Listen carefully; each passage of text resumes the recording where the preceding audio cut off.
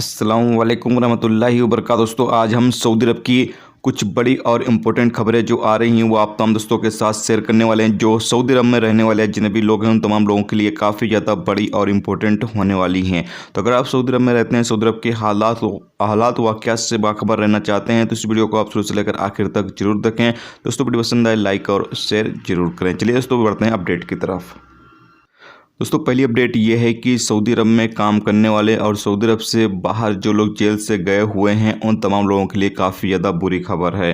जैसा कि आप लोगों को पता ही है कि 14 मार्च से सऊदी अरब में नया सिस्टम शुरू किया गया है और जिससे अजनबियों को काफ़ी सारे फ़ायदे हैं तो काफ़ी सारे नुकसान भी अब होने वाले हैं, क्योंकि नए नए रूल्स 14 मार्च के बाद बनाए जा रहे हैं सऊदी अरब के अंदर, जिससे अजनबियों को जितना फ़ायदा होगा उससे ज़्यादा नुकसान भी होगा। आपको बता दें कि सऊदी अरब में पासपोर्ट और इमिग्रेशन डिपार्टमेंट का कहना है कि जो लोग सऊदी अरब से डिपोर्ट किए गए हैं वो हज और उम्रा के अलावा किसी वर्क वीज़े पर सऊदी अरब नहीं आ सकते हैं।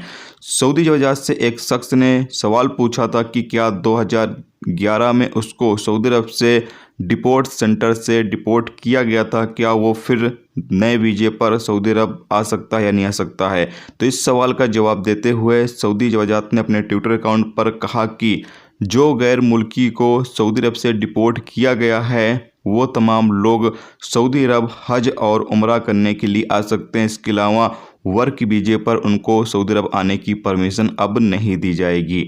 तो ये एक बुरी खबर है। जैसा कि आप लोगों को पता ही है कि सऊदी अरब में पहले क्या होता था, जिन लोगों का हुरूब था या जिन लोगों का इकामा ख़त्म था या कोई और मसला था, उन तमाम लोगों को शुरता पकड़ती थी और उसके बाद उनको जेल से उनके देश वापस भेज देती थी और वो तकरीबन 3 से 5 साल के बाद सऊदी अरब दोबारा से वापस आ जाते थे। हाँ, हालांकि कोई बड़ा जुर्म अगर बंदा किया हो तो उसको सऊदी अरब से डिपोर्ट कर दिया जाता था, हमेशा उसके ऊपर पाबंदी लगा दी जाती थी, लेकिन ये बहुत कम केस में होता था। अगर नॉर्मल तरीके से बंदा सऊदी अरब से जेल के जरिए गया हुआ है तो उस पर ज़्यादा से ज़्यादा 3 साल या फिर उससे ज़्यादा 5 साल की ही पाबंदी लगाई जाती थी। लेकिन अब जो है ये पाबंदी लगा दी गई है 14 मार्च के बाद से कि जो लोग जेल के जरिए सऊदी अरब से गए हुए हैं वो तमाम लोग नए वीज़े पर सऊदी अरब नहीं आ सकते हैं। इसी तरीके से एक बुरी खबर ये भी है, जैसा कि मैंने इसके बारे में आपको अपडेट पहले ही कर चुका हूं, लेकिन फिर से एक बार अपडेट कर दूं कि जो लोग अब सऊदी अरब से छुट्टी पर जाएंगे और अगर वो उसी वीज़े पर सऊदी अरब वापस नहीं आते हैं तो फिर उनको भी सऊदी अरब से ब्लैक लिस्ट कर दिया जाएगा। वो भी नए वीज़े पर सऊदी अरब हमेशा के लिए नहीं आ सकते हैं, सिर्फ हज और उम्रा करने ही वो भी आ सकते हैं। तो यहाँ पर अब जो लोग भी सऊदी अरब से छुट्टी पर जाएंगे उनको भी अपने वीज़े की पाबंदी करनी होगी, उसी वीज़े पर उनको सऊदी अरब लौटना होगा। अगर वो नहीं लौटते हैं तो वो भी सऊदी अरब से हमेशा के लिए ब्लैक लिस्ट कर दिए जाएंगे। तो अब जहाँ से 14 मार्च से अजनबियों को कुछ फ़ायदा होगा तो वहीं से काफ़ी सारे नुकसान भी अजनबियों को देखने में आ रहे हैं। आगे और भी जो रूल्स आते रहेंगे वो आप तमाम दोस्तों के साथ अपडेट किया जाता रहेगा। अगली अपडेट ये है कि Saudi ministry of man power ने बताया है कि वर्करों के काम के घंटे और हफ्ते में छुट्टी के हवाले से नए कानून में कोई बदलाव नहीं किया गया है। जैसा कि आप लोगों के भी अक्सर सवाल आते थे कि भाई नया कानून जब से लागू हुआ है इसमें काम के घंटे क्या होंगे, क्या हफ्ते में 2 छुट्टी मिलेगी। तो यहाँ पर सऊदी मिनिस्ट्री का कहना है कि अभी तक इसमें कोई बदलाव नहीं किया गया है और आगे बताया ये भी गया है कि काम के घंटे और हफ्ते में छुट्टी ये जो है वो आपकी कंपनी या आपके कफील के ऊपर निर्भर करता है या फिर वर्कर और कफील के बीच जिस तरीके का कॉन्ट्रैक्ट हो, जिस तरीके का एग्रीमेंट हो उसके ऊपर निर्भर करता है। यानी अगर आपने अपनी कंपनी के साथ जो एग्रीमेंट किया है, जो कॉन्ट्रैक्ट किया है, उसमें आपने जितने घंटे काम का एग्रीमेंट किया होगा, कॉन्ट्रैक्ट किया होगा, उसी के मुताबिक आपको काम करना होगा। और जबकि हफ्ते में कहीं कहीं पर 2 छुट्टी होती है और कहीं कहीं पर सिर्फ जुमा ही छुट्टी होती है, तो इस हवाले से जो आपने एग्रीमेंट किया होगा, कॉन्ट्रैक्ट किया होगा, उसी के हिसाब से आप उसको फॉलो कर सकते हैं। बाकी यहाँ पर सऊदी सरकार की तरफ से कोई अभी तक काम के घंटे या हफ्ते में 2 छुट्टी के हवाले से कोई भी आधिकारिक तौर से अपडेट जारी नहीं की गई है नया सिस्टम के हवाले से।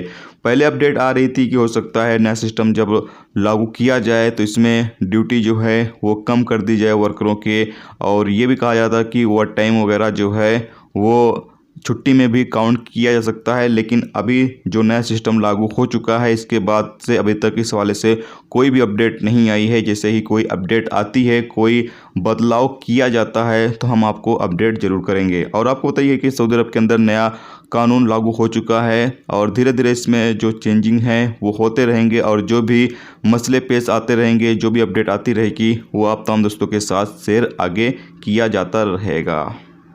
अगली अपडेट ये है कि तवक्कलना इंतजामिया ने कहा है कि तवक्कलना का नया वर्जन अपडेट किया गया है, यानी नया वर्जन जारी किया गया है जिसमें कई सारी सुविधाएं दी गई हैं। जबकि यहाँ पर बताया गया है कि जो अफसर अकाउंट का होना तवक्कलना बनवाने के लिए या बनाने के लिए ज़रूरी होता था उसको अभी ख़त्म कर दिया गया है। यानी कि आप अपना तवक्कलना बनाना चाहते हैं तो आपके पास अफसर अकाउंट है तब भी बना सकते हैं, आपके पास अफसर अकाउंट नहीं है तब भी आप अपना तवक्कलना जो है अपने मोबाइल नंबर से बना सकते हैं। यहाँ पर जो अफसर अकाउंट का होना ज़रूरी करार दिया गया था वो ख़त्म कर दिया गया है। पहले क्या होता था कि अगर आपको अपना तवक्कलना बनाना है तो सबसे पहले आपके पास अफसर अकाउंट का होना ज़रूरी है, अगर नहीं है तो आप किसी और बंदे के अफसर अकाउंट में अपना नंबर वेरीफाई करें, उसके बाद फिर जाकर आप कहीं कहीं अपना तवक्कलना जो है वो बना सकते थे। लेकिन अब ये जो शर्त है वो ख़त्म कर दी गई है, अपने मोबाइल नंबर से ही आप अपना तवक्कलना जो है वो खुद ही रजिस्टर कर सकते हैं। जबकि यहाँ पर ख़ास तौर से ऐसे लोगों को ज़्यादा फ़ायदा होगा जो सऊदी अरब के अंदर मौजूद है, जिनका अफसर अकाउंट नहीं है, जिनका हरूफ लगा हुआ है, जो लीगल तरीके से सऊदी अरब के अंदर मौजूद हैं, उन तमाम लोगों को इससे काफ़ी ज़्यादा फ़ायदा होगा कि वो अपना नंबर से ही तवक्कलना जो है वो अपना बना सकते हैं। इसके लिए किसी के अफसर अकाउंट की भी उनको ज़रूरत नहीं पड़ने वाली है। अगली अपडेट ये है कि सऊदी इस्लामिक मामलों की मिनिस्ट्री का कहना है कि सऊदी अरब के 5 शहरों में 7 और मस्जिदों को वक्ती तौर के लिए बंद करने का ऐलान किया गया है क्योंकि यहाँ पर नमाजियों के बीच कोरोना वायरस की पुष्टि की गई है। बताया ये गया है, यानी मिनिस्ट्री की तरफ से जारी बयान के हवाले से बताया गया है कि अब तक टोटल 326 मस्जिदों को सऊदी अरब के अलग अलग इलाकों में वक्ती तौर के लिए बंद किया जा चुका है, जिसमें से 311 को साफ़ सफाई और सैनिटाइज वगैरह करने के बाद दोबारा से बहाल कर दिया गया है। तमाम नमाजियों से लगातार अपील की जा रही है कि जो रूल्स रेगुलेशंस हैं उसकी पाबंदी करें, और जबकि ये भी कहा जा रहा है कि अगर किसी बंदे में कोरोना वायरस के लक्षण नज़र आते हैं तो वो तमाम लोग अपने रूम या अपने घर पर ही नमाज अदा करें, मस्जिदों में जाने की कोशिश ना करें जिससे कि दूसरे लोग इसका शिकार ना हों। तो ये थी दोस्तों सऊदी अरब की कुछ बड़ी और इम्पोर्टेंट खबरें जो आ रही थी, वो आप तमाम दोस्तों के साथ शेयर की गई। आप तमाम दोस्तों का बहुत बहुत शुक्रिया कि आप तमाम लोग मेरी वीडियो को इतना लाइक करते, इतना प्यार देते हैं। इसी तरीके से अपना प्यार, अपना मोहब्बत जो है वो बनाए रखें। तो आज की वीडियो में दोस्तों इतना ही। चलिए फिर मिलते हैं नेक्स्ट वीडियो में नेक्स्ट टॉपिक के साथ। जब तक रखिए अपना ख्याल। ओके, खुदा हाफ़िज़।